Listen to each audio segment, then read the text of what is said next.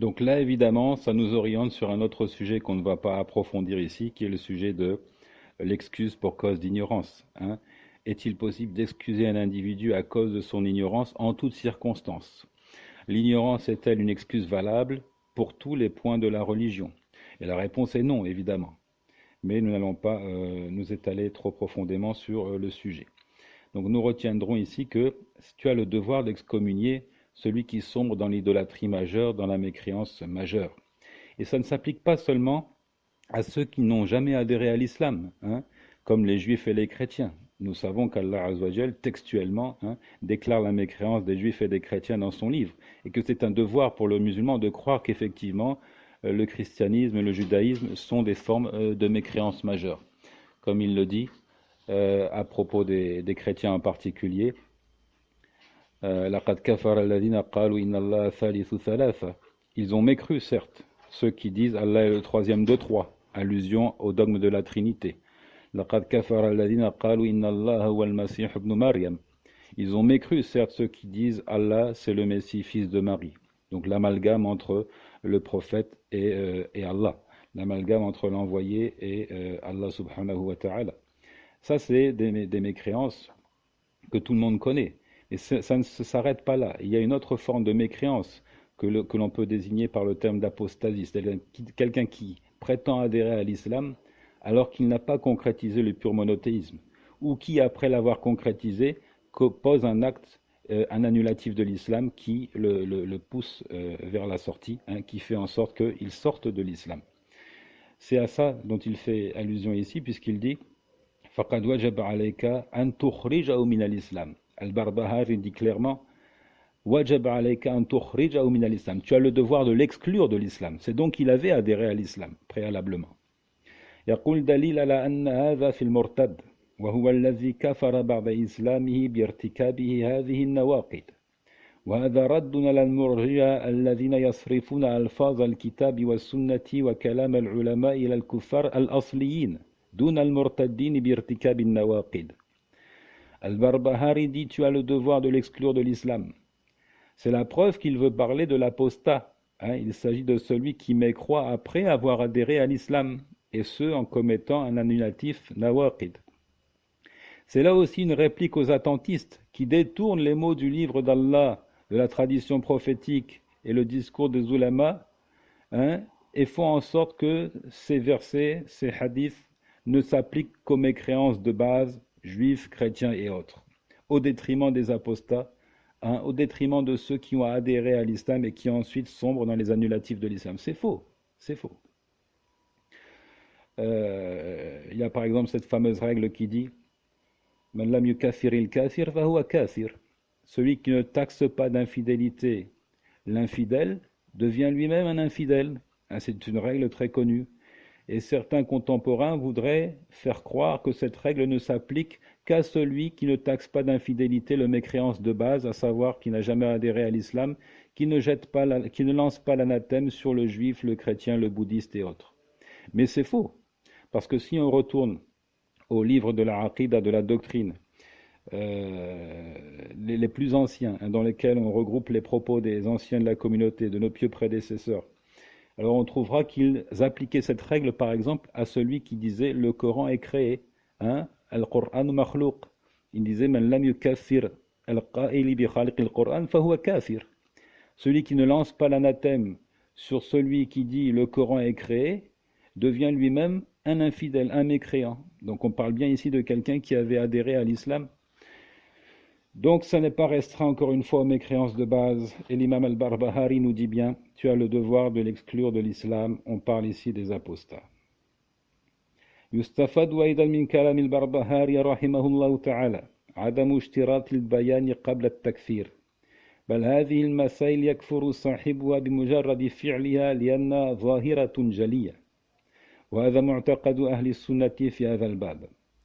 أما الاستتابة وإقامة الحدود على المرتد فهذه لولي الأمر ومن يدوبه وأما نحن فالواجب علينا دينا واعتقادا أن نكفر المشركين والكافرين سواء أقيم الحد أو لم يقم فهذا ليس شأننا وإنما شأن ولاة الأمر ففرق بين الأمرين.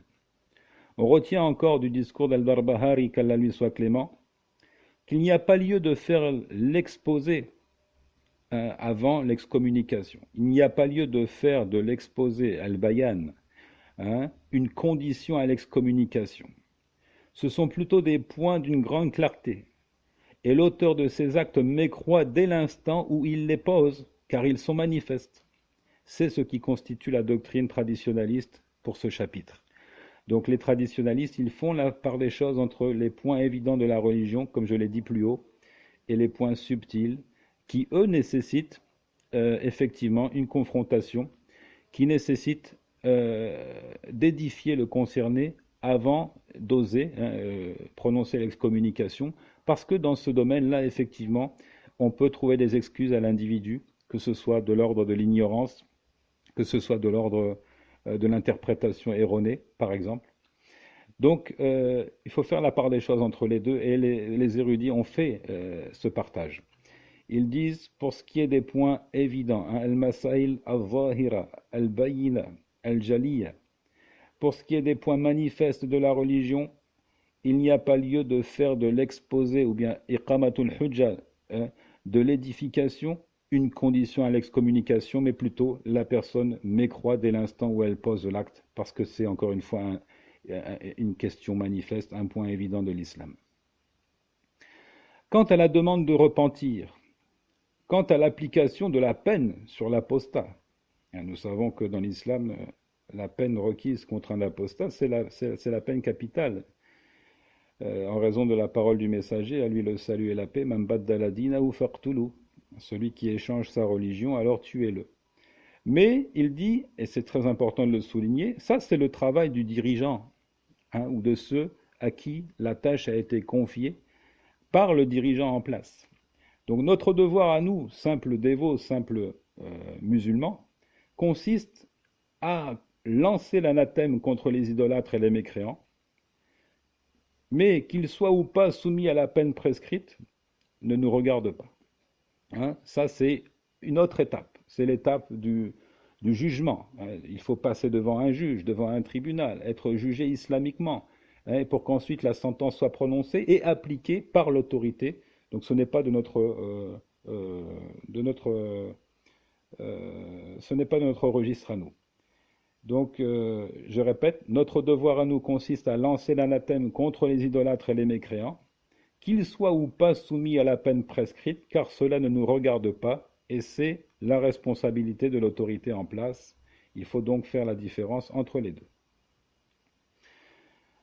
فهذا تعليق يسير على هذه العبارة الجزيلة من هذا الإمام وإلا فالمقام يحتاج إلى بسط ولكن هذا لطيف الإشارة على جميل العبارة والله أعلم وصلى الله وسلم على نبينا محمد وعلى آله وصحبه أجمعين.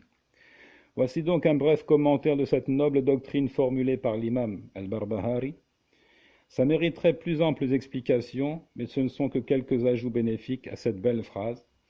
Allah est le véritable connaisseur. Prière d'Allah ainsi que la salutation sur notre prophète Mohammed, sa famille et tous ses compagnons. L'article a été écrit par Mubarak ibn Khalifa ibn Muhammad al-Assaf en date du mercredi 13 de Jumad al-Oula de l'an 1439 de l'Hégire. Jazahullahu khayran, qu'Allah le récompense en bien.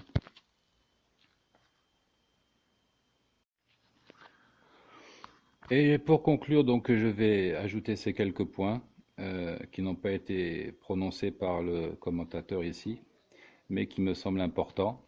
C'est que, donc, ici, nous avons établi ce qui constitue la doctrine traditionnaliste dans le domaine de l'excommunication. Nous ne sortons de l'islam aucun des musulmans désobéissants, car nous ne sommes pas des kharijites. Le musulman, effectivement, peut avoir une faible foi, une foi amoindrie, de telle sorte qu'il s'aventure à commettre des péchés, et même des grands péchés, ce qu'on appelle kaba'ir. Ça ne fait pas pour autant de lui un mécréant. Seuls les kharijites excommunient et sortent de l'islam ceux des musulmans qui commettent des grands péchés. Alors nous allons illustrer ces grands péchés, comme la consommation du vin, comme l'adultère. Ce n'est pas notre compréhension de la religion, ce n'est pas notre approche. Nous sommes, nous autres, sur la voie des pieux prédécesseurs, salafus salih, qui n'ont jamais lancé l'anathème contre un musulman. Mais nous ne sommes pas non plus des attentistes et nous lançons effectivement l'anathème comme Allah nous l'a commandé, comme Allah nous l'a ordonné, contre ceux qui vénèrent un autre que Allah, contre ceux qui sombrent dans l'idolâtrie majeure et la mécréance majeure, qui a de multiples formes et manifestations, et ce n'est pas ici le sujet de notre étude. Donc nous ne sommes ni dans un extrême ni dans l'autre, mais nous sommes au juste milieu. كذلك جعلناكم أمة وسطا لتكونوا شهداء على الناس ويكون الرسول عليكم شهيدا. C'est ainsi que nous avons fait de vous une communauté du juste milieu, une communauté d'hommes équitables, afin que vous soyez témoins contre les gens et que le messager soit lui témoin contre vous. Donc c'est là l'attitude traditionnaliste. Alors ce qui est inquiétant, c'est de voir que les étudiants en théologie et les musulmans en général à notre époque ont du mal à intégrer ces points-là qui sont pourtant fondamentaux, qui sont essentiels. Ils n'ont pas de mal à les concevoir quand on parle du domaine de la jurisprudence des extensions de la religion. Par exemple, personne n'a de mal à concevoir que la prière d'un homme qui n'a pas l'ablution n'est pas valable. Mais ils ont du mal à intégrer le fait que l'islam d'une personne qui n'a pas concrétisé le sens du témoignage « Ashhadu an la ilaha illallah » ne soit pas valable également. Alors que c'est plus important encore, puisqu'on parle ici de la doctrine, du fondement de la religion. Alors ils inventent des choses qui n'ont pas de sens, notamment ces attentistes, ces égarés, qui disent par exemple أحدث بدعة المتلبس بالشرك يقولون هذا مسلم متلبس بالشرك. Ils inventent des discours nouveaux, innovés, qui ne trouvent pas leur source, leur fondement dans le discours des anciens de la communauté. Ils disent, oui, il a commis une idolâtrie majeure, mais il est toujours musulman. C'est un musulman entaché d'idolâtrie majeure. C'est un musulman entaché d'idolâtrie majeure.